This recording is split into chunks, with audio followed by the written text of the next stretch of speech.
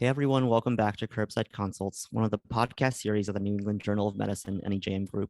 I'm Clem, a senior editorial fellow. Today I have the pleasure of interviewing Mary Strek, professor of medicine at the University of Chicago, director of the Pulmonary Medicine Service, and director of the Interstitial Lung Disease Program. And she's also one of the authors on the ATS's new 2022 update in Idiopathic Pulmonary Fibrosis and Progressive Pulmonary Fibrosis. Dr. Strek, welcome to the show.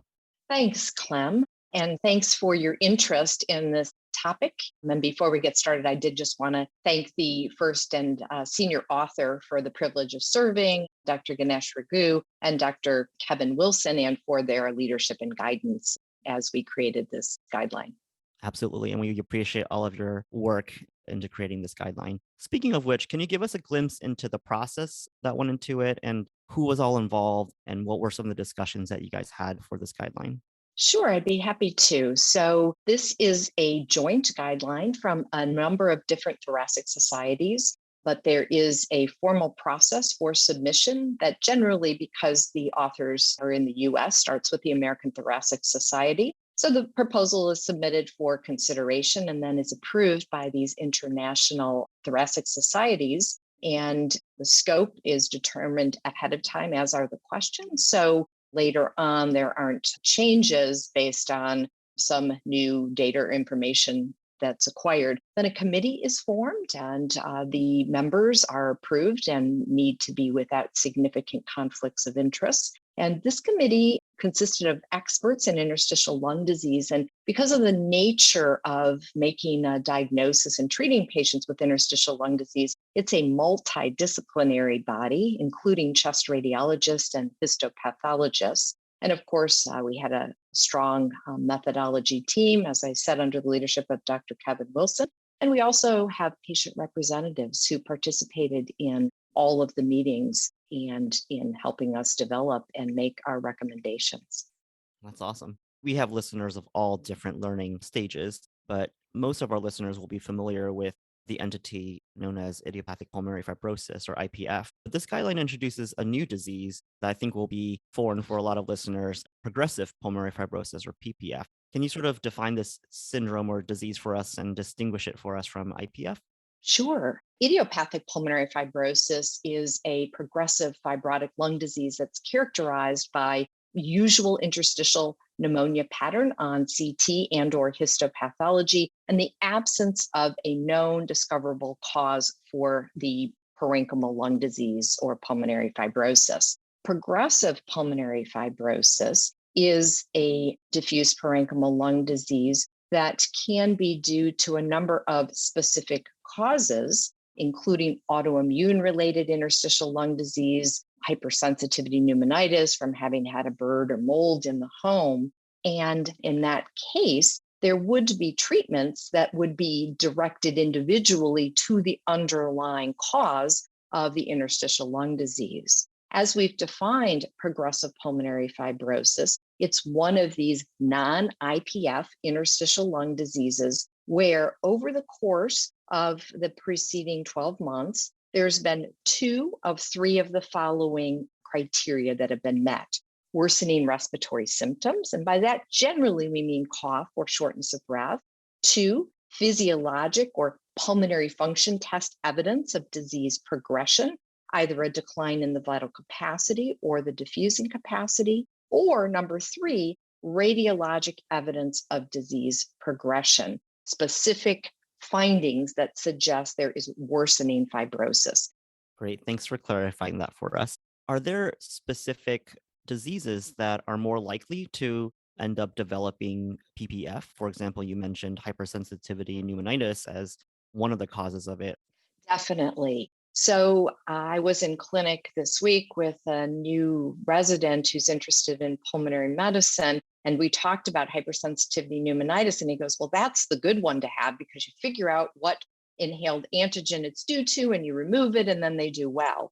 And would that were always the case. And so we know that there's a subset of patients with hypersensitivity pneumonitis who go on to get a fibrotic variant and may in fact have progressive disease with UIP fibrosis on CT or histopathology, and unfortunately, a poor prognosis. And so those patients sometimes despite antigen removal, or half the time we don't find the antigen, a subset of them will fall under this category. In addition, there's the broad group of patients who have connective tissue disease or autoimmune related interstitial lung disease, and a subset of them will develop progressive pulmonary fibrosis. Of those patients, there are some at higher risk, which include patients who have rheumatoid arthritis related interstitial lung disease. And that may be because of all the connective tissue diseases that cause interstitial lung disease.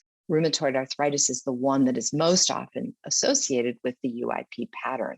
But even patients with, say, systemic sclerosis, where they can have a non-specific interstitial pneumonia pattern on CT scan or on biopsy, can have fibrosis develop and develop progressive pulmonary fibrosis. Got it.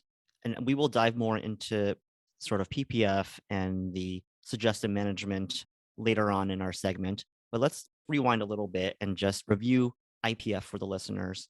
What are the typical features of IPF? You mentioned some of this already. And how do we usually diagnose it? Sure. So idiopathic pulmonary fibrosis has been defined as a chronic fibrosing interstitial pneumonitis or interstitial lung disease. And the idiopathic means that after a very thorough evaluation, we cannot find a cause.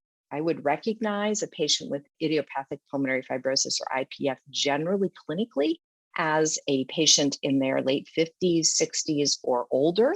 It is more often men than women. They are more often cigarette smokers. They often present with a cough that can be present for a while and then some shortness of breath on exertion. There are typical radiographic and or histopathologic findings, and that is the usual interstitial pneumonia pattern. Now, that was originally defined pathologically, but then section CT scans have become of such high quality that we can pretty confidently, in many but not all cases, make a diagnosis of a usual interstitial pneumonia pattern on CT scan. When we see that, we don't generally send patients for biopsy because we know 85 to 90% of the time, depending on how strongly the usual interstitial pneumonia pattern is manifest on the CT, we know that that's what we will find histopathologically. And because there is some risk to a surgical lung biopsy, which had been the gold standard for histopathological diagnosis, because there's risk of morbidity and even mortality in patients with interstitial lung disease, we don't do that VATS biopsy anymore when we can make the diagnosis on CT. Got it. And I think some of us will remember from board examinations the catchphrase honeycombing for the CT appearance of IPF. Can you just sort of describe to us what we're looking for there and maybe distinguish it from some of the mimics, such as emphysema or traction bronchiectasis? I was actually taught in residency that honeycombing must be multi-layered, but I learned recently that that's not true. So maybe you can dispel some myths for us and explain what it is. Sure, happy to do so. So radiographically, what you are looking for is that generally the radiographic findings of usual interstitial pneumonia tend to be more peripheral. They often are more basal or predominant, although we've learned they can occur in the mid and upper lobes as well. And if we find honeycombing, which are these small, round, cystic spaces, if you visualize a honeycomb, that is what they look like, we can be confident if there is not a lot of ground glass or something to suggest another finding like air trapping, which we might see in hypersensitivity pneumonitis, that we have a usual interstitial pneumonia pattern. If the patient does not have honeycombing, and you are right, they only need to be one layer, and we make that point in the current guidelines and have some very nice radiographic images and descriptions for people to look at and learn.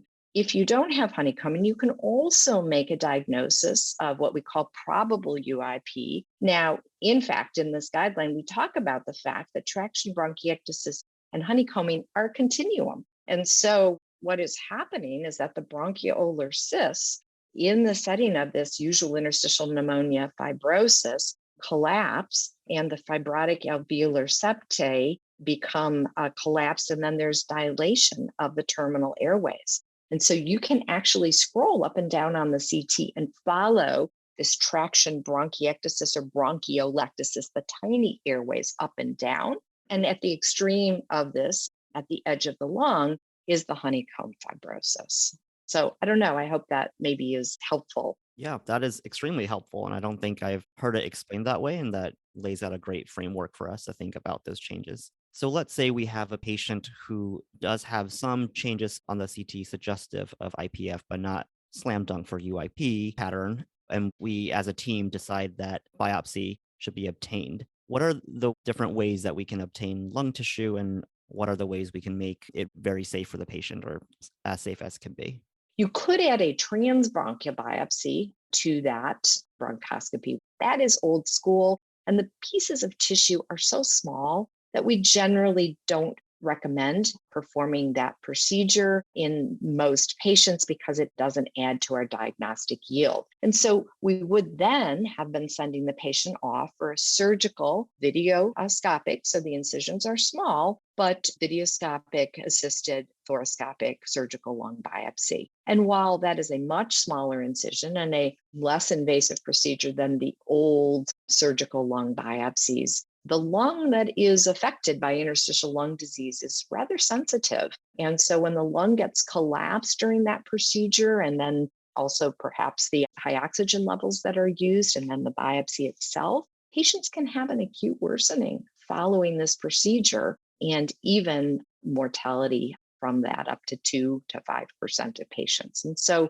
we do really try and avoid that surgical lung biopsy. So in the guidelines, we're talking about a new technique called transbronchial lung cryobiopsy. That technique freezes the tissue and allows the operator to get a bigger piece of tissue than you'd get with a transbronchial biopsy, and in the right hands, so it can be done safely without bleeding or pneumothorax, an inner center of excellence where a histopathologist is used to looking at these type of specimens, a diagnosis of either IPF, which was not apparent by a UIP pattern on CT, or an alternate diagnosis because you see lots of airway-centered granulomas, as you might expect to see in hypersensitivity pneumonitis. And so that procedure, we made a conditional recommendation for, but should only be done in centers of excellence with experience doing that procedure. Dr. Strek, how does that procedure, the accuracy of it, compare to surgical lung biopsy? So we talked about diagnostic yield in the guidelines, which was thought by the methodologist to be the rather than sensitivity and specificity. And that was defined as the number of procedures that led to a histopathologic diagnosis over the total number of procedures. And the diagnostic yield of transbronchial lung cryobiopsy was 79% and went up to 85% if 3 or more specimens were obtained. So pretty good. I mean, I suppose if the VATS lung biopsy is a gold standard, one might think that that's 100%. It isn't actually. And there is a category of interstitial lung disease that we refer to as unclassifiable. And that is actually a specific diagnosis and occurs up to 10 to even 15% of the time. And so even with a surgical lung biopsy, the diagnostic yield is not 100%, but generally thought to be quite high. Thanks for clarifying. Maybe we can move on to management, and we don't have to be super specific about this because I imagine most general practitioners are not the ones prescribing these antifibrotics, but maybe you can just mention some of the antifibrotics and what side effects or other things a general practitioner should be looking out for if these patients are in our clinics. Sure. So in 2014, there were 2 pivotal studies that led to the approval in the same year at the same time of 2 different antifibrotic agents. One is called pirfenidone and the other is nintedanib. And both were approved for the treatment of idiopathic pulmonary fibrosis. They're oral medications and they ultimately work by downregulating TGF beta, which signals for lung fibrosis in patients who have IPF. And both were found, even though they work on different pathways, to slow the progression of the worsening in forced vital capacity, which was the primary outcome in these rigorous placebo-controlled blinded randomized trials, by 50% at 1 year. So unfortunately, if you're listening, we're slowing progression. We're not resulting in improvement. And because of that, there is not good data for improvement in patient-reported outcomes like cough, which can be terribly debilitating, or shortness of breath, or need for oxygen. So while these are big advances, they absolutely do make a difference in terms of slowing progression. And we think ultimately in long-term outcomes, they aren't going to take a patient who has significant or advanced fibrosis and make them better. As you mentioned, they do have some side effects. Both have gastrointestinal issues that with the pirfenidone needing to be taken 3 times a day with food, because otherwise there can be some queasiness or nausea associated with it or dyspepsia, whereas nintedanib in a certain percentage of patients causes diarrhea, which can be mild, which that's more common, or more severe, which there is a lower dose that can be used in that case, or treatment limiting. Both can result in weight loss, and both can cause modest elevations in liver function tests, with nintedanib occasionally associated with a more significant increase in liver function test. And so both are labeled such that one needs to check liver function tests on a monthly basis for 3 to 6 months, and then can do that less frequently if the LFTs remain normal. Got it. And you had mentioned some of these other symptoms and comorbidities that these patients have. How are these treated, such as cough or hypoxemia? So the hypoxemia is easy. Just like a patient with COPD or emphysema, if they walk and their oxygen saturation falls to 88%, they qualify for home oxygen. And that is very helpful for patients who have IPF or progressive pulmonary fibrosis, with the caveat that as patients progress, the oxygen need can become quite substantial, and that can become more difficult to administer at home. And in fact, the nice portable oxygen systems, that point of care oxygen systems that allow patients to get on a plane and travel and try and lead a more normal life, only deliver up to about 4 to 5 liters per minute. So if patients need more oxygen than that as the disease progresses, then we switch to tanks and it becomes more difficult for the patient to travel. I'm telling you a lot about oxygen because I'd like to really avoid talking about cough because unfortunately it is so difficult to treat. It is very, very debilitating. Patients often have been told this due to sinus disease. Perhaps in some patients it is, as I think the airway is a continuum, but addressing sinus disease as we usually do, and nasal steroids, nasal irrigation, really only helps a very small percentage of patients. We wonder about reflux, and so some patients will then have that treated, especially if there's some reason to think with symptoms or even formal testing that reflux is playing a role. But again, I find that the minority of patients in whom the cough really, really improves significantly by treating GERD. And so then we're left with trying things like gabapentin, because truly the cough may be in some patients a neurological stimulation from the intrinsic lung disease to the brain. And so there can be some benefit to gabapentin. The problem is it's also very sedating. Rarely, and certainly in the advanced stages, I will use narcotic cough medicines so that the patients have some relief at night. Patients will say that if they use oxygen, especially before they start to move about, which can trigger cough in some patients, that oxygen therapy can actually be of benefit.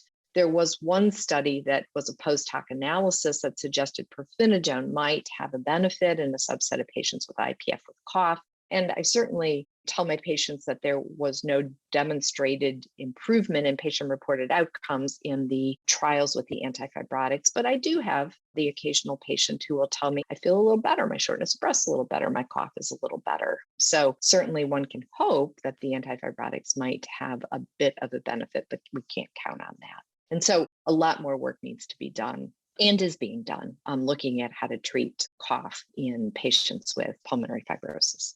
Yeah. In my experience with these patients, I have heard a lot about the complaints of cough, and it always felt so humbling to not be able to do much for them. You had mentioned anti-reflux medication and sort of treating GERD, and there's a recommendation in this set of guidelines about that. So can you just speak a little bit about that? Because I remember also in residency, it was sort of in vogue to put all these people on acid suppression. Yeah, it was. And patients still come to me.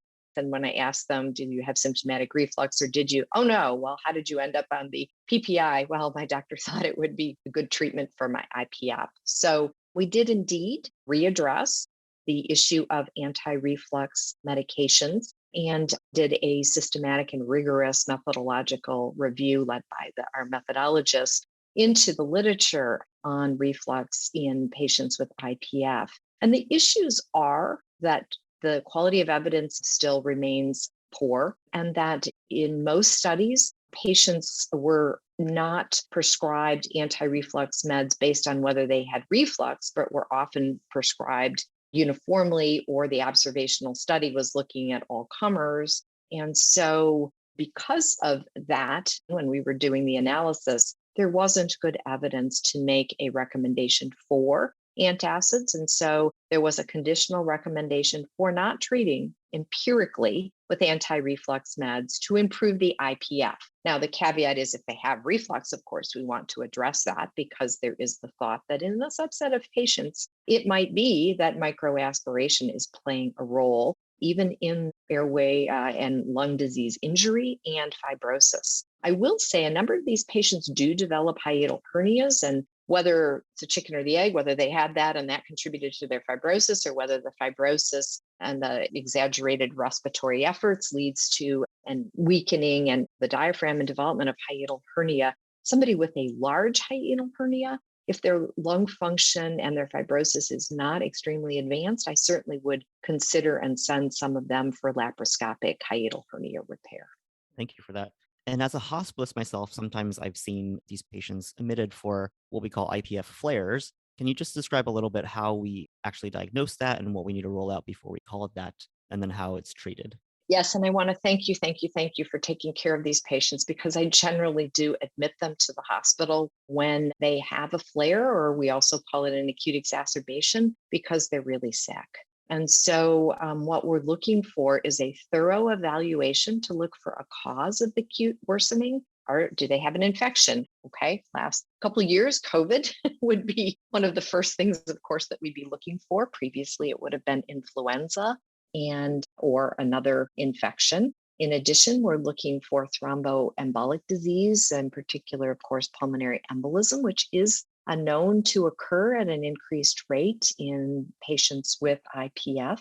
And then we theorize about other causes, including microaspiration. Of course, we're looking for macroaspiration. But in any case, the patient with IPF has an acute worsening, usually defined as less than 30 days of increasing respiratory symptoms and new bilateral ground glass opacities on the CT scan. And then, of course, we exclude other causes. And of course, heart failure would be something else we would want to look into and address. And if it remains a acute exacerbation, by definition, excluding another cause that we can treat, then we generally give corticosteroids, although there are some who think that there is not enough evidence, which is true, to justify that. However, we don't have any other therapies. And when you've seen a patient with an acute exacerbation who miraculously does respond to corticosteroids, it makes it hard to withhold for other patients, although, of course, they're associated with considerable morbidity when given in high doses, which is generally how the treatment goes in the hospital. These patients histopathologically, when biopsies were done, we certainly don't do that generally anymore, had diffuse alveolar damage or organizing pneumonia. So the patients with diffuse alveolar damage, it's like ARDS, right? And are we really going to make them a whole lot better with steroids? But the patient with organizing pneumonia are probably the patients in whom the corticosteroids make a big difference. And so generally, there is a period of time in which the patient is given some corticosteroids. I generally start with some IV steroids to ensure delivery, but I'm not using that 1,000 milligrams a day that I think we used to use a little bit more routinely. And so generally using somewhat lower doses, 60 to 100 milligrams for a few days, and then trying to get the steroids down to less toxic doses. And in the patient in whom it's not clear it's making a difference, try and more rapidly taper those off. Yeah, and we'll probably talk about lung transplantation after we talk about PPF for a little bit. So let's just switch gears and talk about progressive pulmonary fibrosis, contrasted to idiopathic pulmonary fibrosis by having sort of an underlying cause that we know of. You had mentioned before that it entails treating the underlying disease. Are there other managements that we do for it? And would you use antifibrotics in these patients as well? Yes, and that in fact is in part what led to the feeling that we needed to be more formal in our definition of what progressive pulmonary fibrosis, PPF, was, because there was the concern that there would be kind of the unblocked treatment with antifibrotic therapy for kind of anybody who had a bit of fibrosis on a CT scan. And so there was a well-done randomized placebo-controlled trial looking at nintedanib called the InBuild trial, published in the New England Journal, that showed a similar halving of the decline in the vital capacity in patients who received nintedanib compared to patients who received placebo. And so that trial led to the approval of nintedanib for patients who had fibrotic hypersensitivity pneumonitis or rheumatoid arthritis, interstitial lung disease with progression. But it was not entirely clear until I think these guidelines how that progression should be defined. And certainly there will be our colleagues who think a different definition of progression perhaps should have been rendered. And I think we're very humble on recognizing that these are guidelines. They're guidance for now based on our international expert panel's best assessment of the literature as we found it presently. And when we think about very sick patients with fibrotic lung diseases, whether it's IPF or PPF, we think of sort of advanced care planning and then the potential for lung transplantation in these patients. Can you just speak a little bit about that and what sort of patient might be a candidate for that procedure and what are some contraindications? Sure. So there are some of my transplant colleagues who will say that any patient on diagnosis of IPF should be referred to a transplant physician, not to be listed for a transplant, but to be evaluated. And so that is considered as a therapy in the appropriate patient in a timely fashion. And so that therapy is also offered, or lung transplant, to patients with progressive pulmonary fibrosis. And in fact, all the time, we see patients who have a progressive rheumatologic pulmonary fibrosis or a fibrotic hypersensitivity pneumonia related progressive fibrosis that undergo lung transplantation at our and other centers. Optimal candidates are patients, I hate to give an age cutoff, and that is actually changing. And so what I'll say is that patients into their certainly early to mid 70s really can be good candidates for a lung transplantation. What we're looking for is a physiologic rather than an actual age. And so physiologically otherwise healthy. So the absence of other major comorbidities like advanced heart disease, severe osteoporosis, or other issues that would make the lung transplantation difficult. And so generally referring an IPF patient a little earlier in the course, again, not to be listed. I feel like my job as a non-transplant ILD physician is to keep the patient from needing a transplant for as long as possible. But we want to make sure that they're ready to go when they need it. And likewise, a subset of patients with PPF certainly will be transplant candidates. Sure.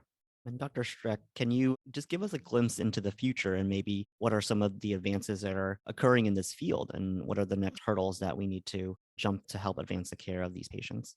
So some of the things we're thinking about is early diagnosis, because the earlier we start therapy, if we're going to have the decline, we'd like to start when the vital capacity is much closer to normal than having the decline when the fibrosis is more advanced. So how can we pick up patients who have pulmonary fibrosis at an earlier stage? That in part relies on the general practitioner and the general pulmonologist to be listening carefully in the clinic on a bare chest, around the sides as well for crackles. Because if crackles are present, a further evaluation for pulmonary fibrosis really should be undertaken. In addition, oximetry, which we do all the time now when a patient sits. But maybe we just have them with a portable oximeter on their finger walk up and down the hallway as patients age and make sure that that saturation doesn't decline. That would be another clue.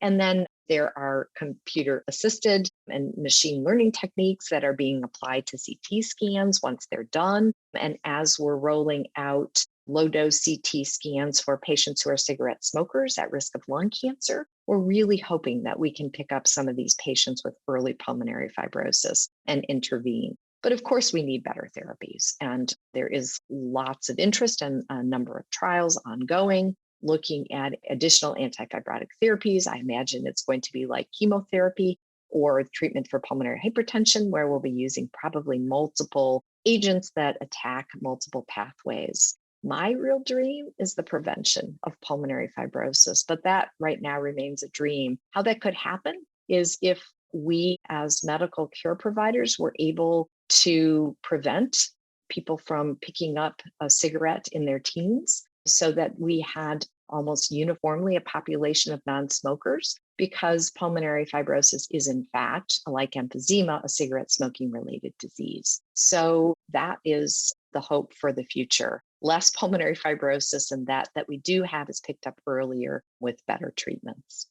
Yeah, I agree with you there. I think prevention would be so key. As a pediatrician myself, I understand the value of that in trying to prevent the disease from occurring in the first place. Dr. Strek, is there anything else that you would like to talk about or that we have not mentioned yet on this podcast? I guess the only other thing is this psychological and emotional burden for the patient with having this disease and having the diagnosis. And so when we were trying to come up with the best name for the progressive pulmonary fibrosis that we were seeing in the non-IPF patient, we did end up choosing progressive pulmonary fibrosis because we thought it was a recognizable name and similar to idiopathic pulmonary fibrosis. But one of my worries is that when the patient goes and Googles those terms, they see that the median survival may be 3 to 5 years. I think that is changing and will continue to change. But the patients live with that. And unlike cancer, we don't have a chemotherapy that we can be assured will cure them. So I think that we need to be thinking about how we can address that with earlier intervention with palliative care, which actually involves training more palliative care doctors and more palliative care doctors who have an interest in taking care of patients with pulmonary fibrosis. So that would be, I think, my last comment. I think we could, as a group of care providers, try and do better there, because I think it would be really helpful for our patients. Thank you. And thank you for advocating for this group of patients. Well, that wraps up this episode of Curbside Consults. I'd like to thank Mary Strek for joining us today to discuss the latest ATS updates in IPF and progressive pulmonary fibrosis. We are always looking for ways to improve our podcast and educational material. So if you have any comments or suggestions, please leave a review on iTunes or email us at resident360@nejm.org. We would also like to form a focus group to get more formal feedback. So if you're interested in participating, please also email resident360@nejm.org. Our production team at NEJM Resident 360 includes Karen Buckley, Lynn Winston Perry, Kyle Simmons, Mike Thomases, Tim Vining, Scott Williams, and Kathy Stern. Also, a special thanks to our NEJM education editor, Dr. O.P. Habnick. Curbside Consults is brought to you by NEJM Resident 360, a product of NEJM Group.